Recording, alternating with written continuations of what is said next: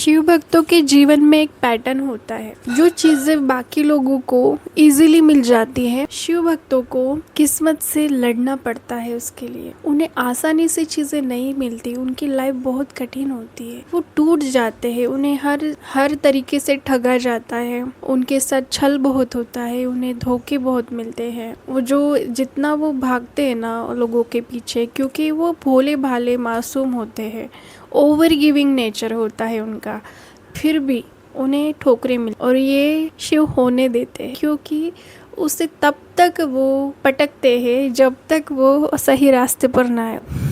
आखिर में उसे समझ आता है कि मैं इन सब के लिए नहीं बना हूँ। फिर शिव उसे आइसोलेशन में डाल देते हैं, उसे अकेला कर देते हैं, सबके मुखौटे उतर। पहले जो ओवर गिविंग नेचर वाला था, लोगों के बिना रह नहीं सकता था, तकलीफ होती थी उसे, कोई उसके बारे में क्या सोचता है क्या नहीं। आज वो खुद को कंप्लीट मानने लगता है, उसे कोई फर्क नहीं पड़ता लोग क्या सोचते हैं, कोई उसे पूछता है या नहीं पूछता है, कोई किसी को वो अच्छा लगता है नहीं लगता है, उससे कुछ फर्क नहीं पड़ता, क्योंकि वो स्वयं को ही कंप्लीट मानता है। और ये बदलाव आता है उसके जीवन में शिव की एंट्री के बाद। अब बाहरी ऑब्स्टेकल उसे तोड़ते नहीं है, किसी का बाहरी वैलिडेशन की उसे ज़रूरत नहीं रहती। वो अंदर से सुकून से रहता है, उसके अंदर पीस रहता है। जो बाकी लोग जो आज तक उसे गलत कह रहे थे, गलत कर रहे थे उसके साथ, वो अब उनके जीवन में हलचल होने लगती है कि टूटा कैसे नहीं, इसको हमने तोड़ने की इतनी कोशिश की पर ये टूटा कैसे नहीं।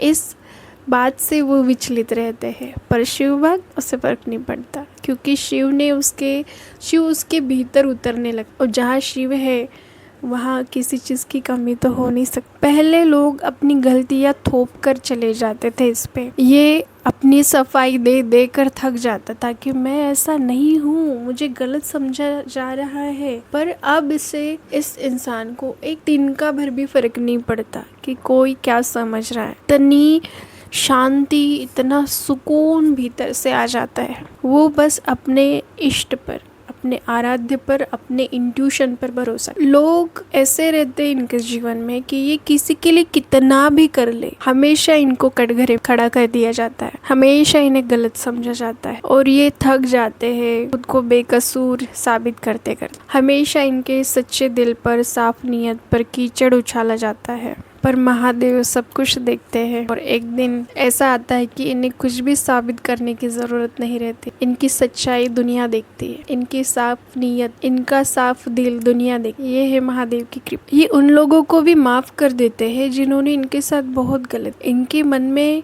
इनके पास अब वो शक्ति आ जाती है कि ये कुछ बुरा कर सकते हैं।